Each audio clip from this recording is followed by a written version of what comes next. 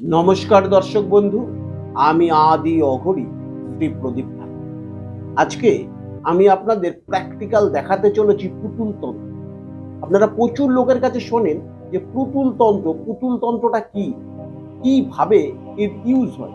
আমি নর্মালি একটি পুতুল তন্ত্রকে আপনাদের সামনে টোটকার মাধ্যমে আপনাদের দেখাচ্ছি। সমস্যাটি হচ্ছে, আপনার প্রেমিক বা প্রেমিকা আপনাকে ছেড়ে দূরে কোথাও চলে গেছে, তাকে সারা জীবনের জন্য আপনি আপনার কাছে নিয়ে আসবেন। এটি প্রচুর লোক বলে আদৌ কি সম্ভব? ঠিক এই কারণেই কিন্তু আমি এই ক্রিয়াটি আপনাদের প্র্যাকটিক্যাল দেখাচ্ছি। আপনারা নিজেরা বাড়িতে বসে করবেন। যদি উপকৃত হন, অবশ্যই আপনার মতামতটি আমাকে জানাবেন। এই রকম দুটি পুতুল নিয়ে নেবেন। একটি হচ্ছে আপনি স্বয়ং, আরেকটি হচ্ছে যিনি আপনাকে ছেড়ে চলে গেছেন।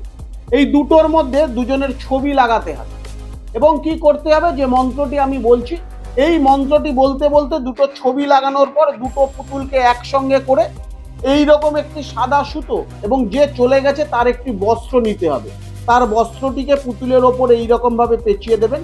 পেঁচিয়ে দিয়ে শনিবার বা মঙ্গলবার ঠিক এই রকম ভাবে মন্ত্রটি বলতে বলতে সুতোটাকে পেঁচাবেন। ওম ওইং হিং শ্রীং কালিকে সারবান মম কুরু কুরু সম্মান সাধয় সাধয় স্বাহা। তারপর যে চলে গেছে তার নাম নেবেন, একটা করে গিট দেবেন। ঠিক এইভাবে একটা করে গিট দেবেন। আবার পুরো মন্ত্রটা বলবেন, এইরকম ভাবে ঘোরাবেন, তার নাম নেবেন, আবার একটা গিট দেবেন। এইভাবে 3টে গিট দেওয়ার পর এই দুটো পুতুলকে যে কোনো উঁচু স্থানে তুলে রেখে দেবেন। কোনো প্লাস্টিকের মধ্যে হোক, কোনো বক্সের মধ্যে ভরে তুলে রেখে দেবেন। 7 দিনের মধ্যে আপনার পালিয়ে যাওয়া প্রেমিক বা প্রেমিকা আপনার কাছে এসে ধরা দিতে বাধ্য হবে। এটিকে বলছে পুতুল তন্ত্র।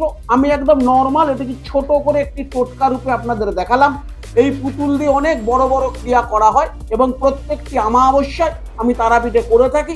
যদি প্র্যাকটিক্যাল দেখবেন মনে করেন, যে কোনো অমাবস্যায় তারাপীঠে আসতে পারেন। সাদর আমন্ত্রণ রইল। সুস্থ থাকুন, ভালো থাকুন।